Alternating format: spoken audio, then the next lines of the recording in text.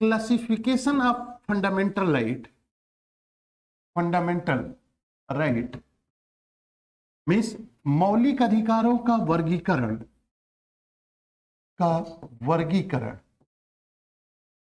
तो इस वर्गीकरण को हम दो आधार लेते हैं, एक जनरल क्लासिफिकेशन सामान्य वर्गीकरण और एक citizenship based classification. Clear? General classification में अगर हम बेसिक कॉन्स्टिट्यूशन की बात करते हैं या बेसिक तो यहां पर 7 फंडामेंटल राइट है, बट 44 अमेंडमेंट 1978 के अंतर्गत आर्टिकल 31 में राइट टू प्रॉपर्टी को सस्पेंड कर दिया गया। देन तो यहां पर फंडामेंटल राइट हो गया 6। क्लियर? यानी 6 मौलिक अधिकार हो गए। और जब 6 मौलिक अधिकार हो गए तो इन मौलिक अधिकारों को अगर क्लासिफिकेशन किया जाए तो इसके लिए आपको यूज करना पड़ेगा इफिरर E right to equality article 14 से लेकर 18 तक, F right to freedom article 19 से लेकर 22 तक, E right against exploitation article R right to religion article 25 to 28 and E education and cultural right article 29 and 30 and R right to constitutional remedies article 32।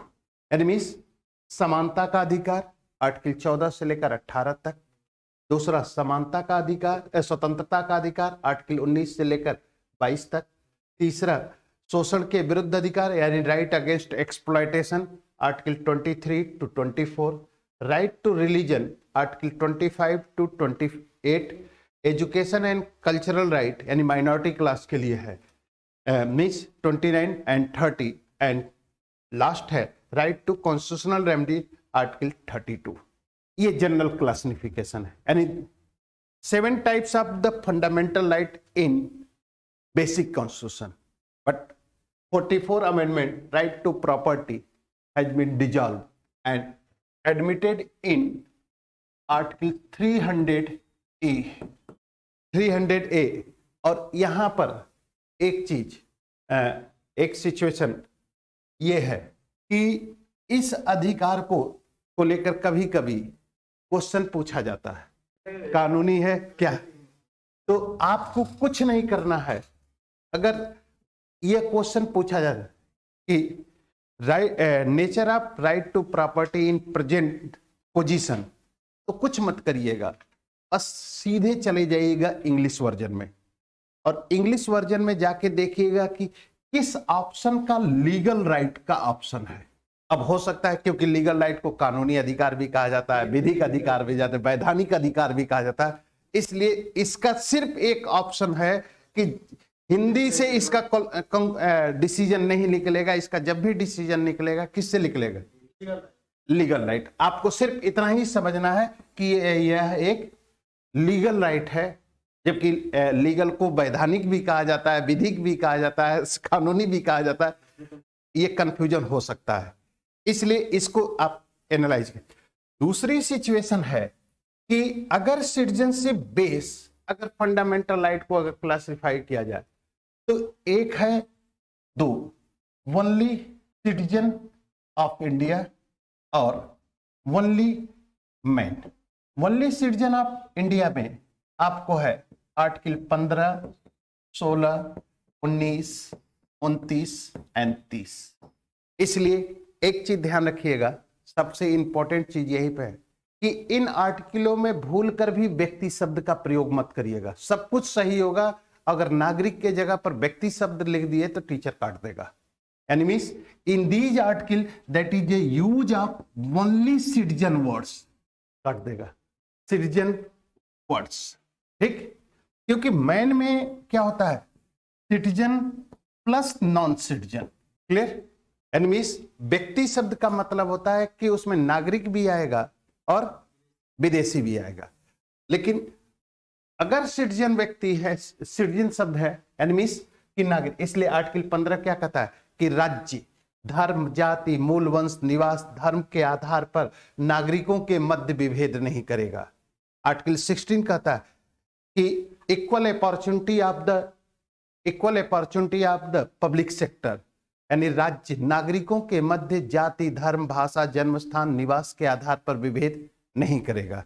17 कहता है कि प्रत्येक नागरिकों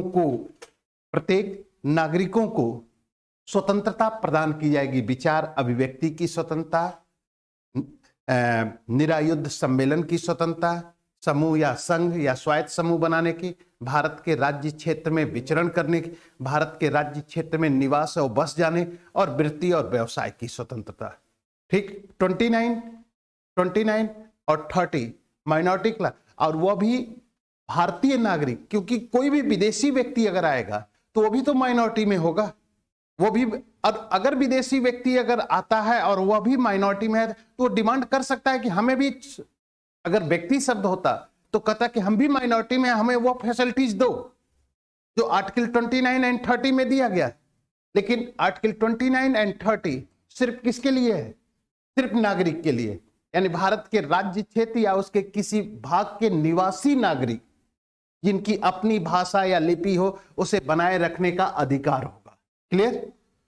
एक स्थिति तो यह है, इसलिए हमेशा ध्यान रखिएगा कि article 15, 16, 19, 29 and 30 that is the use of only citizen words, that not use of the man words, clear.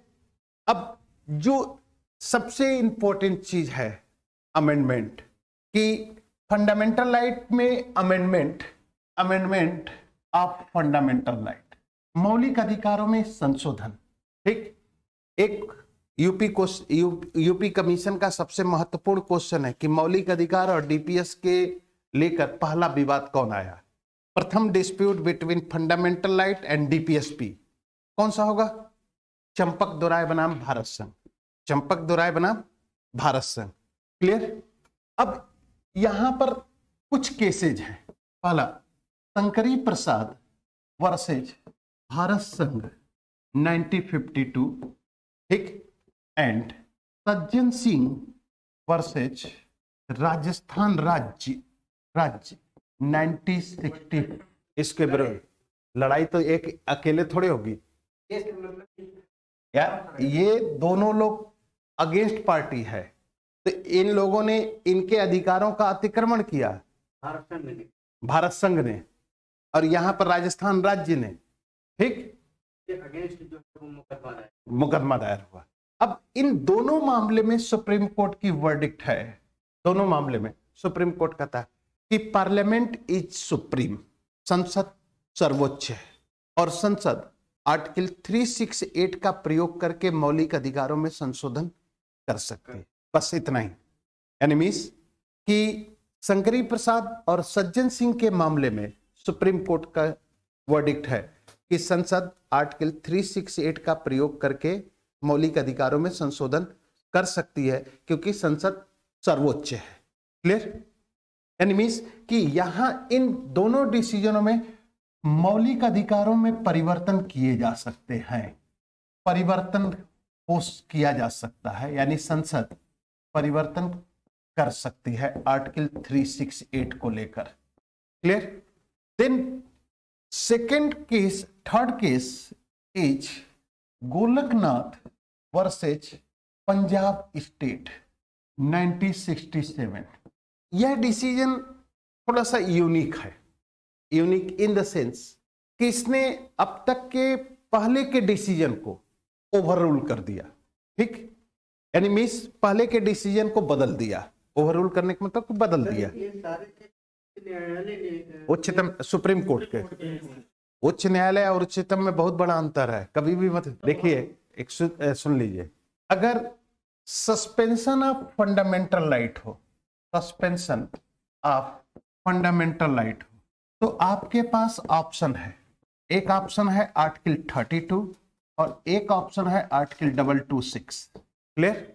226 high court और 32 दैट इज सुप्रीम कोर्ट। ठीक, यानी मीन्स कि अगर राज्य सरकार या केंद्र सरकार के किसी कार्य से या किसी कानून से अगर आपके मौलिक अधिकार सस्पेंड होते हैं तो आपके पास ऑप्शन है। ऑप्शन यह है कि आप डायरेक्ट उस सरकार के विरुद्ध सुप्रीम कोर्ट में भी जा सकते हैं या उस सरकार के विरुद्ध हाई कोर्ट में भी जाएंगे। अब जब हाई कोर्ट में जाएंगे तो हाई कोर्ट के डिसीजन के विरुद्ध आप सुप्रीम कोर्ट में जाएंगे। ठीक, डायरेक्ट सुप्रीम कोर्ट में जाएंगे तो सुप्रीम कोर्ट सुनवाई करेगा। ठीक है, ये स्थिति जान लीजिएगा हमेशा। But suspension of other right यानी मीन्स कि मौलिक अधिकारों को छोड़कर आपके अन्य अधिकार, राज्य के किसी कार्य से, राज्य के किसी कानून से यदि आपके अन्य अधिकार सस्पेंड होते हैं तो आपको कोई ऑप्शन नहीं है, आप सीधे यहां पर जाएंगे।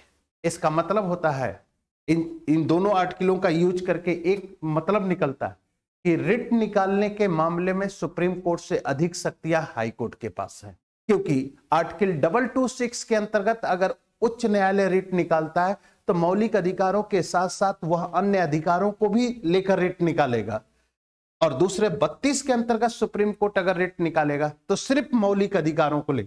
इसलिए इस आधार पर कहा जाता है कि supreme court that is the guardian of the fundamental right, वो मौलिक अधिकारों का क्या है, संरक्षक है। क्लियर?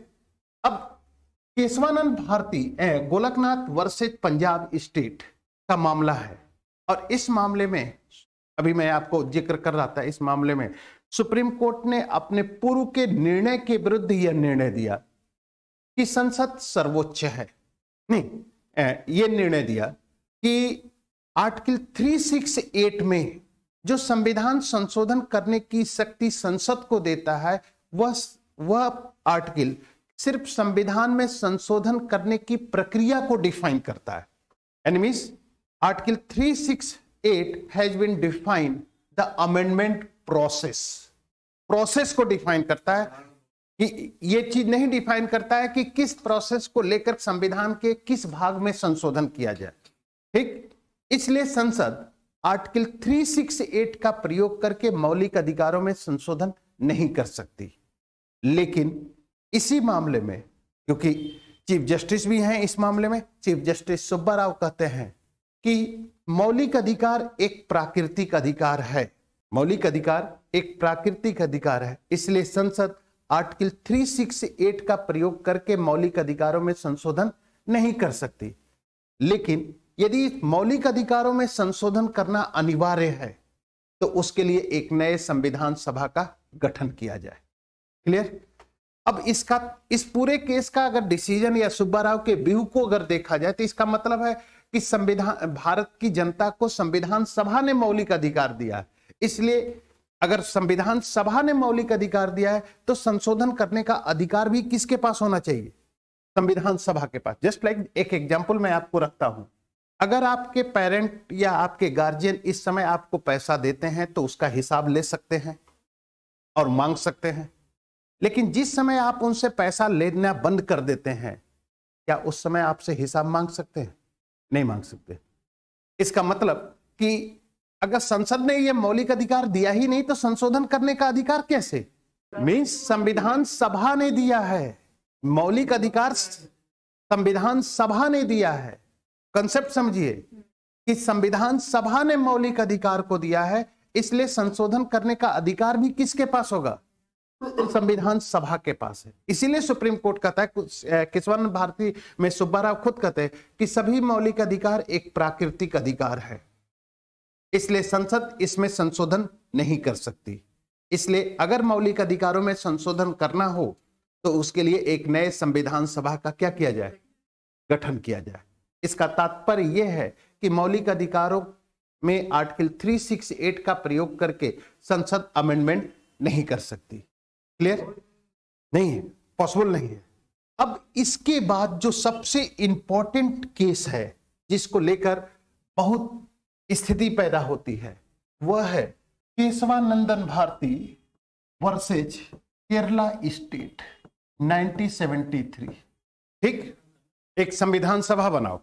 तो अगर संविधान नहीं, असंभव है। इसका मतलब बेसिकली उनका अगर कहने का मतलब देखा जाए, कहने का मतलब अगर देखा जाए तो उनके कहने का मतलब सिर्फ इतना है कि जनता को संविधान सभा ने अधिकार दिया है, इसलिए अमेंडमेंट करने का अधिकार भी किसके पास होना चाहिए? संविधान सभा के पास होना चाहिए।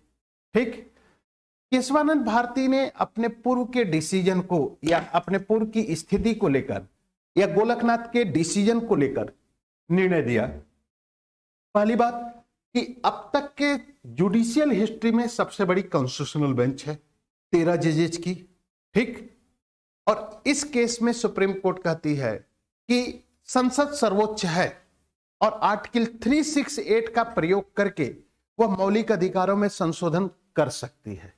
लेकिन साथ ही साथ इस मामले में सुप्रीम कोर्ट ने एक आधारभूत ढांचे के सिद्धांत का प्रतिपादन किया और यह निर्णय दिया कि संसद आर्टिकल 368 का प्रयोग करके संविधान के किसी भी भाग में, चाहे वो भाग 3 ही क्यों ना हो, उसमें संशोधन कर सकती है। लेकिन ऐसा कोई भी संशोधन नहीं कर सकेगी जो मौलिक अधिकारों, जो आधारभूत ढांचे के विरुद्ध हो। क्लियर? अब सवाल खड़ा होने लगा कि अगर संसद की संविधान संशोधन करने की शक्ति पर मौलिक अधिकारों, आधारभूत ढांचा का प्रतिबंध लग जाता है तो what is the basic structure of Indian constitution? Restriction लगाया। यानी अगर मान लो कि सुप्रीम कोर्ट ने कहा कि आप अमेंडमेंट कर सकते हैं और अमेंडमेंट आप ऐसा नहीं कर सकते जिसके कारण आप बेसिक स्ट्रक्चर को बदल सके, तो पार्लियामेंट पूछती है कि अब आपने हमको अमेंडमेंट करने की शक्ति तो दे दी, लेकिन हमारे ऊपर जो रिस्ट्रिक्शन लगाया है वह रिस्ट्रिक्शन तो बता दीजिए कि वह रिस्ट्रिक्शन है क्या। तो सुप्रीम कोर्ट कहती है कि the basic structure are undefined, define नहीं है, and I am define the basic structure of Indian constitution according time and condition. मतलब कि संविधान का आधारभूत ढांचा अपरिभाषित है, इसलिए और समय और परिस्थितियों के अनुसार हमारे समक्ष जैसे जैसे मामले आएंगे वैसे वैसे मैं आधारभूत ढांचे को क्या करूंगा? परिभाषित करूंगा, डिफाइन करूंगा। तो कमजोर करके संसद की शक्तियों को अगर बढ़ा देता तो आपके अधिकारों का अतिक्रमण हो जाता। तो दूसरी सिचुएशन, 1 मिनट, आपको जितनी शक्ति मिलती है उससे अधिक शक्ति की प्राप्ति की कामना करेंगे। संसद के पास जितनी शक्ति है वो अपनी शक्ति में वृद्धि करने का प्रयास करेगा, और वृद्धि तभी होगी जब जनता के अधिकारों पर अधिक से अधिक प्रतिबंध लगाए जाएंगे। इससे राज्य की निरंकुशता स्थापित होगी, संसद की सर्वोच्चता स्थापित होगी। यही 1 मिनट, यही कारण है कि संविधान निर्माताओं ने ब्रिटेन के संसदीय शासन प्रणाली को अपनाकर संसद की सर्वोच्चता नहीं स्थापित की, बल्कि संविधान की सर्वोच्चता को स्थापित। वहां पर परंपरा है, मैंने उस दिन क्या बोला था आप लोगों से कि ब्रिटेन में एक परंपरा है कि संसद कभी गलती कर ही नहीं सकती। मैंने आपसे पूछा नहीं, आप ही से तो था कि एक अच्छा और एक बुरा कार्य बता दीजिए जो आपके फादर जानते हो। गलती नहीं कर सकती है। अगर कोई गलती नहीं कर सकती है तो उस पर प्रतिबंध लगाने की जरूरत ही नहीं है। समझ रहे हैं? विश्वास तो परंपरा ही तो विश्वास चलता है। Unwritten constitution depend upon custom, tradition and judicial decision.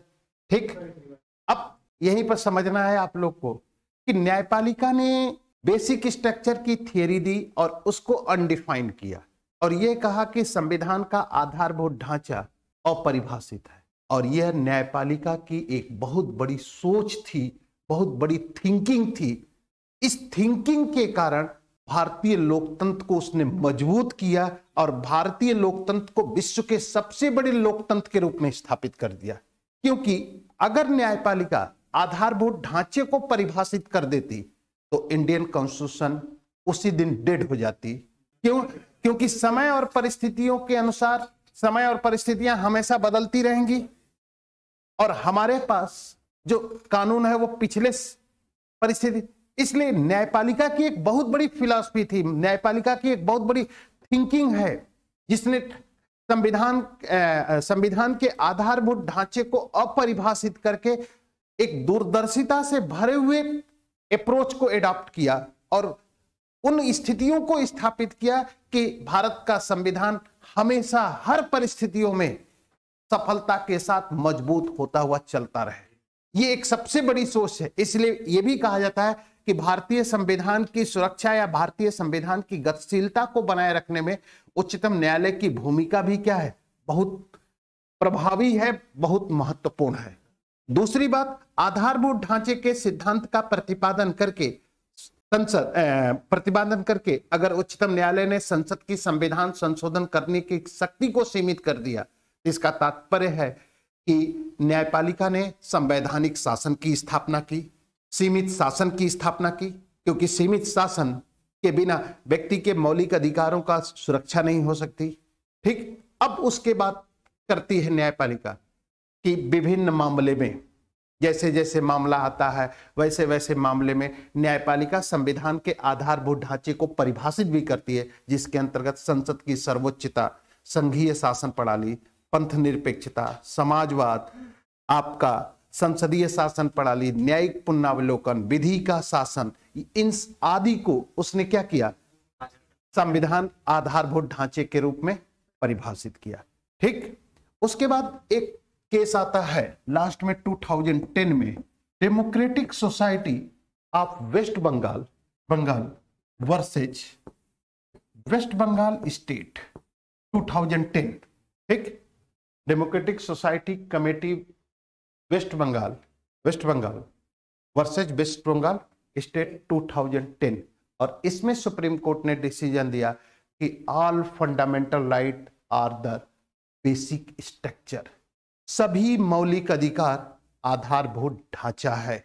और अगर सभी मौलिक अधिकार आधारभूत ढांचा है तो राज्य के किसी भी कार्य से यदि व्यक्ति के मौलिक अधिकार सीमित या न्यून होते हैं तो उसे आधारभूत ढांचा के विरुद्ध माना जाएगा और न्यायपालिका उसे असंवैधानिक घोषित कर सकती। स्ट्रक्चर, ऑल फंडामेंटल राइट और द बेसिक स्ट्रक्चर, यानी सभी मौलिक अधिकार आधारभूत ढांचा है और राज्य का कोई भी कानून यदि व्यक्ति के मौलिक अधिकारों को सीमित या न्यून करता है तो उसे आधारभूत ढांचा के विरुद्ध माना जाएगा।